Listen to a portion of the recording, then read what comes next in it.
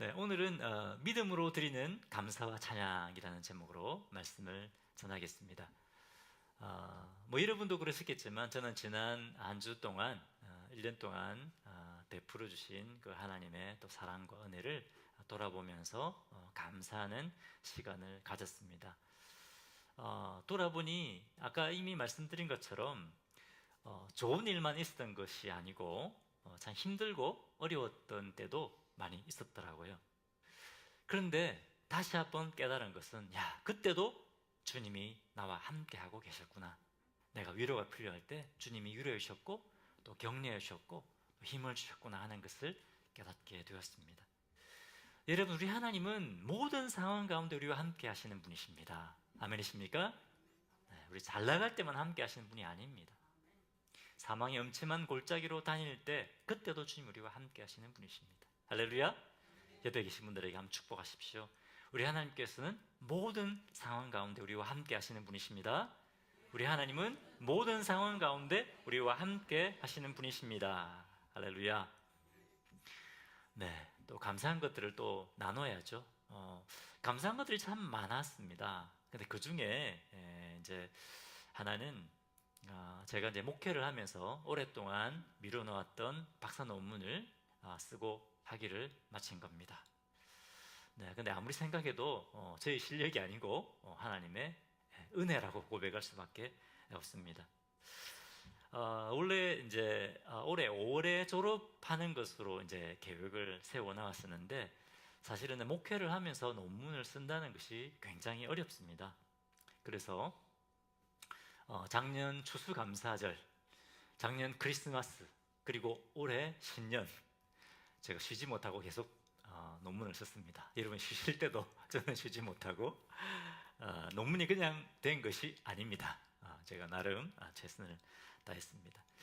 그런데 논문을 제출해야 되는 날짜가 다가오니까 점점 이렇게 막 스트레스가 막 쌓이는 겁니다. 그래서 밤에 잠을 자는데 저도 모르게 너무 긴장이 되니까 막 이렇게 막 입을 꽉 깨물고 이렇게 잠을 잔 것 같아요. 일어나니까 턱이 너무 아픈 거예요. 계속 아픈 겁니다. 그래서 여러분 기억하시는 분 계시겠지만 큐티 모임에서 제가 제 마음을 성도님께 나누었습니다. 나누고 기도 부탁을 드렸습니다. 성도님들이 기도를 많이 해주신 것 같아요. 감사한 건 그 이후로부터 정말 하나님께서 평강을 주셨어요. 정말 평강을 주시고 또 하나님께서 제게 막 지혜를 주셨어요. 그래서 논문을 잘 마감해서 논문을 잘 마무리해서 마감 전에 논문을 제출할 수가 있었습니다. 할렐루야. 네. 한 분밖에 안 주시네. 팍 튀시지. 근데 물론 논문을 이렇게 쓰고 졸업을 한 것도 너무 감사한 일이지만 더 감사한 것은 우리 성도님들, 목사를 위해서, 목사를 사랑하고 위해서 기도해 주시는 우리 성도님들과 함께 이 교회를 세워간다는 것, 그것에 대해서 하나님 앞에 다시 한번 감사드리는 그런 시간을 가졌습니다. 또 늘 힘이 되어주는 우리 교육자님들과 함께 사역한다는 것, 그것도 참 감사한 마음이 들을 거예요. 그리고 가끔씩 저희 아내가 참 당신은 손이 많이 가는 남편이야 라고 하지만 가끔씩 제가 교회 올 때 열쇠도 이렇게 안 가져와가지고 전해가지고 여보 열쇠 좀 갖다 줘 뭐 그럴 때도 있거든요. 그래서 참 제 아내가 참 손이 많이 가는 남편이다 라고 하는데 그럼에도 불구하고 참 불평 한마디 하지 않고 늘 응원해주는 아내를 주신 것 참 감사드렸습니다. 그리고 또 우리 사랑하는 우리 듬직한 우리 재현이와 제 아들을 주신 것, 참 저희가 많이 돌아다녔어요. 이제 선교사 한다고 여기저기 많이 돌아다니고 그랬음에도 불구하고 불평하지 않고 늘 또 저희를 따라와준 사랑하는 두 아들을 하나님께 주신 것에 대해서 참 감사를 드렸습니다. 뿐만 아니라 저희 교회적으로도 감사한 것들이 참 많았습니다. 이번 부활절에 7분의 우리 성도님들이 예수님을 주님으로 고백하고 감격적인 침례를 받았습니다. 할렐루야. 감격적인 그런 침례식을 저희가 가졌고요. 그리고 또 우리 기도하는 가운데 그동안 열심히 또 사역에 계셨던 우리 교육자님들이 또 이제 풀타임 사역지로 찾아서 가게 되면서 이제 사임을 하게 되었는데, 기도를 참 많이 했습니다. 또 귀한 예배 사역자를 보내주시도록 기도 많이 했는데, 또 에이미 전사님이 감사하게 오셨습니다. 감사합니다, 전사님. 네, 하나님 보내셨다고 믿고, 또 전사님 오신 이후에 또 우리 청년들이 열심히 또 찬양 사역에 또 참여를 하고 있습니다. 그것에 정말 감사하고, 여러분 감사하시죠? 네, 연습 많이 합니다. 집에 가서 연습 많이 해요. 그렇지? 네. 그리고 또 쉽지 않은 일인데, 우리 성도님들이 또 교회 이전에 대해서도 또 함께 결정해 주신 것에 대해서도 하나님께 참 감사를 드렸습니다. 그 외에도 감사의 제목들이 참 많았습니다. 우리 여러분도 한번 추수감사절 기간 동안 늘 감사하시지만 다시 한번 또 하나님의 은혜를 쭉 돌아보시면서 또 감사하는 그런 시간을 가지시기 바랍니다. 근데 하나님께서 최근에 저에게 깨닫게 해주신 것이 있습니다.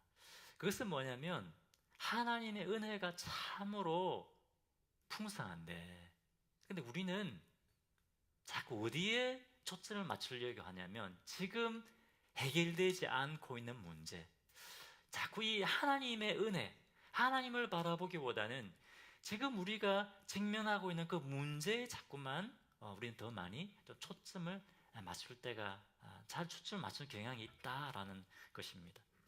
근데 그렇게 되면 사실 하나님께서 베푸신 은혜가 너무 많은데 자꾸 문제에만 초점을 맞추게 되면 어떻습니까? 하나님께서 주신 그 은혜를 다 잊어버려요. 하나님께서 주신 그 기쁨과 그 평안을 다 잊어버리고 자꾸만 문제를 바라보게 됩니다. 그러면 여러분 얼굴에 기쁨이 사라져요. 그리고 늘 경직되어 있습니다. 자, 우리 사랑하는 성도님 옆에 얼굴을 한번 보십시오. 기쁨이 있는지 경직되어 있는지 한번 보십시오. 우리 성도님들의 얼굴에 막 기쁨이 넘치네요. 네, 그런데 우리가 하나님의 은혜를 바라보지 않고 자꾸 문제만 바라보게 되면 기쁨이 사라져요. 하나님 은혜가 사라집니다. 그런데 여러분, 우리가 하나님께 감사드리고 찬양하는 것은 우리의 조건 때문에 드리는 것이 아닙니다. 그렇죠? 일이 잘 될 때만 감사하는 것이 아니고, 때로는 일이 안 되고 힘들고 어려울 때도 우리는 하나님께 감사와 찬양을 드립니다. 이것이 바로 믿음으로 드리는 감사와 찬양입니다. 왜 우리가 믿음으로 감사와 찬양을 드릴 수 있을까요? 왜냐하면 우리 하나님은 모든 것을 합력하여서 최선을 이루어 주시기 때문에 그렇습니다. 아멘이시죠?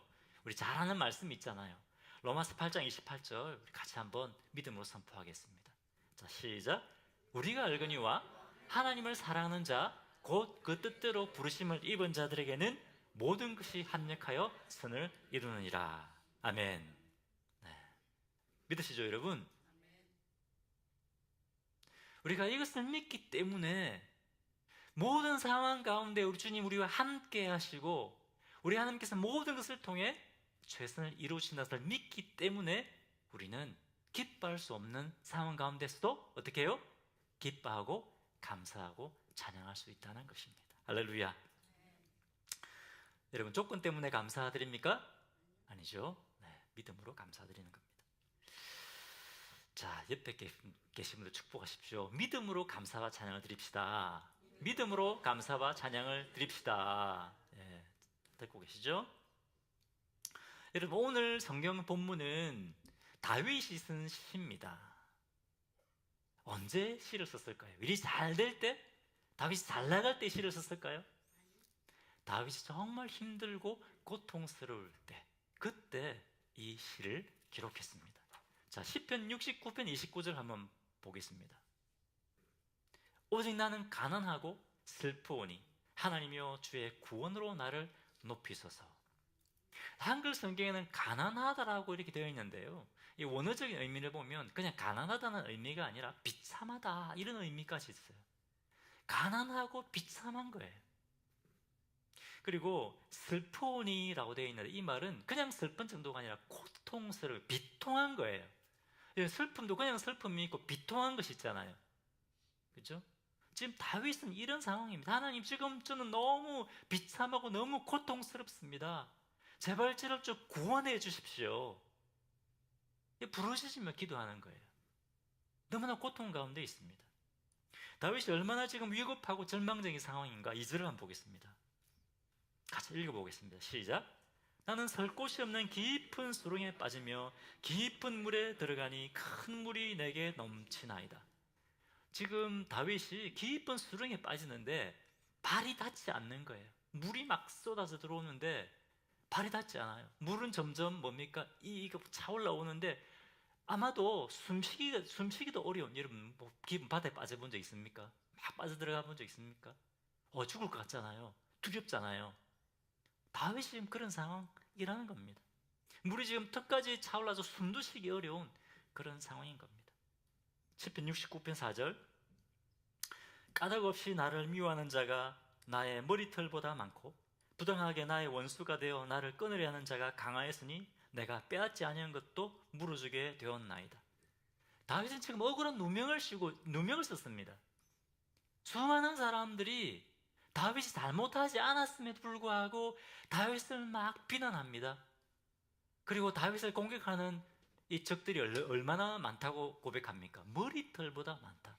수많은 사람들이 지금 다윗을 죽이려고 쫓아오고 있는 것입니다. 그런데 여러분, 더 비참한 건 69장 8절입니다. 보겠습니다. 내가 나의 형제에게는 객이 되고 나의 어머니의 자녀에게는 낯선 사람이 되었나이다. 뭡니까? 여러분, 어떤 상황 가운데 있더라도 가족은 내 편이잖아요. 그런데 지금 다윗은 어떻게 고백하고 있습니까? 이 상황 가운데서 자기의 가족들도, 가족, 친척들, 형제도 다 자기에게서 등을 돌렸다는 겁니다. 자기 가족들에게까지 지금 다윗이 버림받은 것입니다. 여러분 생각해 보십시오. 너무나 고통스럽지 않겠습니까? 여러분 혹시 여러분 가운데 지금 고통 가운데 고난을 통과하고 계신 분 있는 분 계십니까? 다 나름대로 고난이 있으시죠. 지금 다윗이 겪고 있는 고난과 비교해 보십시오. 비교할 수 없지 않습니까? 우리가 아무리 어려움을 겪는다 할지라도 지금 다윗이 겪고 있는 이 고난과는 비교할 수가 없는 겁니다. 여러분 지금 누군가가 여러분 죽이려고 칼 들고 쫓아오는 사람 있습니까? 아무도 안 계시죠. 한 명이라도 있다면 여러분 밤잠 못 잘 겁니다. 그럼 다윗은 지금 헤아릴 수 없이 많은 적들이 자기 쫓아오게 쫓아오고 있다 라고 고백하고 있습니다. 다윗의 지금 목숨이 간당간당하고 있는 그런 상황 가운데 있습니다. 그런데 여러분, 다윗이 몇 년 동안 사울에게 쫓겨다녔습니까? 1, 2년입니까? 장장 10년입니다. 이런 지금 목숨이 간당간당하는 이런 위기를 한 번, 두 번 겪은 것이 아닙니다. 1, 2년 겪은 것이 아니라 10년 동안, 여러분 생각해 보십시오. 이 고난이 10년 동안 지속된다고 해보십시오. 다윗이 이런 고난 가운데 있었다고 하는 것입니다. 다윗은 믿음의 사람이었습니다. 그죠? 그러니까 고난 가운데서도 여호와는 나의 목자시니 이런 고백을 하는 거 아닙니까? 나를 푸른 초장으로 이끄시고 고난 가운데 이런 고백을 하는 겁니다. 그런데 다윗도 늘 믿음이 충만하지는 않았을 거 아니에요. 다윗도 믿음이 약해지고 감정적으로 힘들었을 때가 분명히 있었을 것입니다. 하나님, 벌써 3년째입니다. 5년째입니다. 언제까지 제가 이 고난을 언제까지 이 고난을 겪어야 됩니까? 언제 이 고난이 끝납니까? 저를 이스라엘의 왕으로 세우신다고 하시는데 도대체 왕은 언제 되는 겁니까? 저 왕 안 돼도 됩니다. 그냥 이 고난을 좀 끝내주십시오. 막 이런 하나님 앞에 이런 기도를 드릴 때도 있지 않았겠습니까? 그렇죠? 근데 여러분, 하나님께서 다윗에게 왜 이런 뼈를 깎는 듯한 이런 고통을 허락하셨을까요?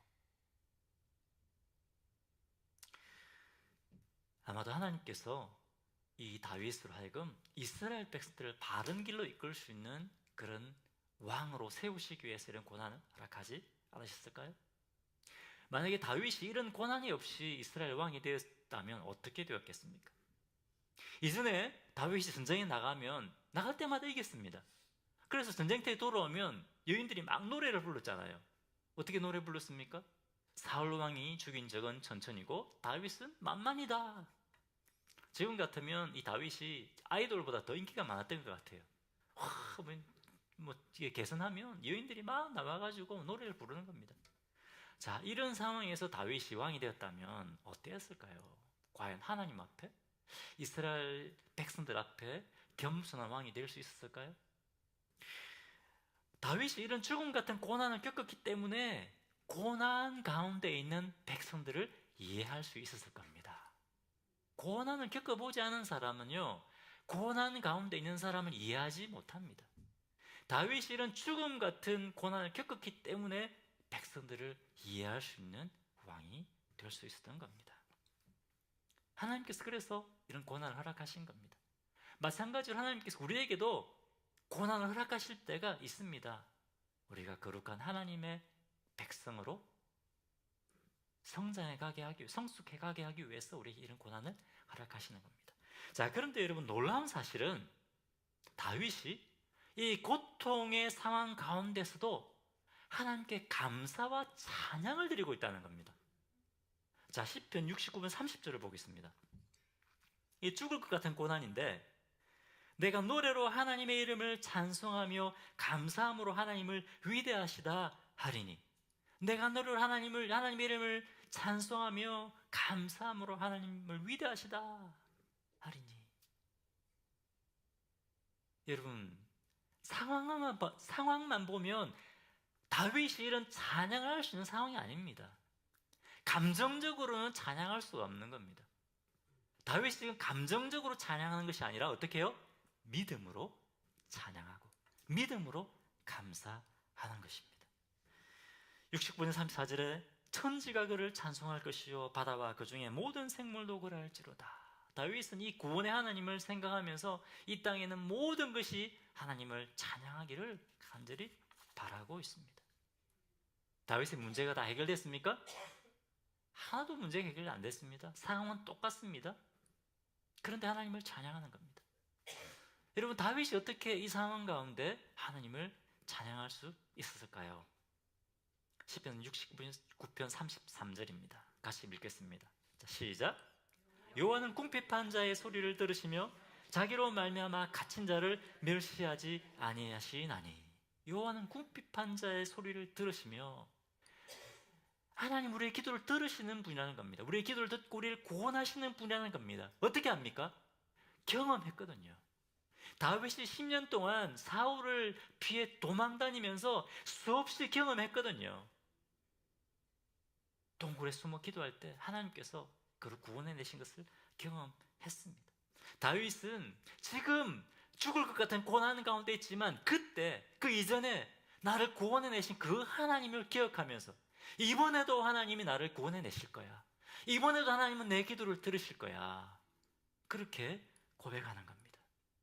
이것은 여러분, 믿음으로 드리는 감사와 찬양이지 감정으로 드리는 것이 아닙니다. 여러분, 사무엘상 24장에 보면 다윗이 엔게디 동굴에 숨어 있습니다. 그런데 거기에 누가 들어옵니까?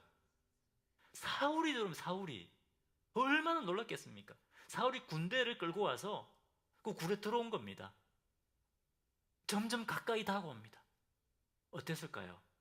다윗의 심장이 막 그냥 요동치지 않았겠습니까? 두근두근 했을 겁니다. 야, 오늘 저는 들키겠다. 그런데 어떻게 해야 됩니까? 사울이 그것을 깨닫지 못합니다. 다윗이 숨어 있는데 알아채지를 못해요. 왜 그렇습니까? 하나님이 사울 왕의 눈을 가리워 주신 겁니다. 하나님께서 다윗의 기도를 들으시고 다윗을 구원해 내신 겁니다. 다윗이 어떻게 생각했겠습니까? 하나님께서 나를 구원해 내셨구나, 경험한 겁니다. 다윗은 이 고난 가운데 그때를 경험했을 겁니다. 하나님은 궁핍한 자의 기도를 들으시는 분이야. 이번에도 내 기도를 들으실 거야. 이 믿음을 가지고 하나님을 찬양하는 겁니다. 할렐루야.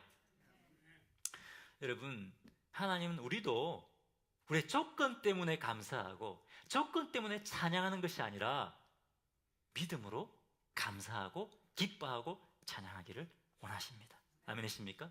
왜? 우리 하나님은 모든 것을 합력하여 최선을 이루어주시는 분이기 때문에 그렇습니다. 여러분, 조건과 환경 때문에 감사하는 것이 아니라 믿음으로 기뻐하고 감사할 때 감정적으로 감사가 어렵잖아요. 그런데 감정적으로 감사하고 기뻐하게 하십니다. 할렐루야. 믿음으로 감사하면요, 주님이 평강을 주십니다. 우리가 믿음으로 감사하고 찬양할 때 그때 진짜 감사와 찬양의 능력을 경험하게 하십니다. 여러분, 다시 한번 옆에 분들 축복하십시오. 믿음으로 기뻐하고 찬양합시다. 믿음으로 기뻐하고 찬양합시다. 그런데 여러분, 또 중요한 말씀이 있습니다. 시편 69편 31절 같이 한번 읽어보겠습니다. 시편 69편 31절. 자, 시작. 이것이 소 곧 뿔과 굽이 있는 황소를 드림보다 여호와를 더욱 기쁘시게 함이 될 것이라. 할렐루야. 이것이 뭡니까? 이것이 뭐죠? 찬양과 감사를 드리는 건데, 언제? 기뻐하고 감사할 수 없을 때도 드리는 감사와 찬양입니다. 이것을 하나님께서 기뻐하신다는 거예요. 그리고 여기서 뿔과 굽이 있는 황소가 나오는데, 황소는 여러분 하나님께 드리는 가장 값비싼 제물입니다. 레위기에 보면 드리는 그 제물이 나오잖아요. 황소가 제일 값비싼 거예요. 그런데 하나님 뭐라고 말씀하십니까? 이것을 우리가 믿음으로 드리는 감사와 찬양을 무엇보다 기뻐하신다?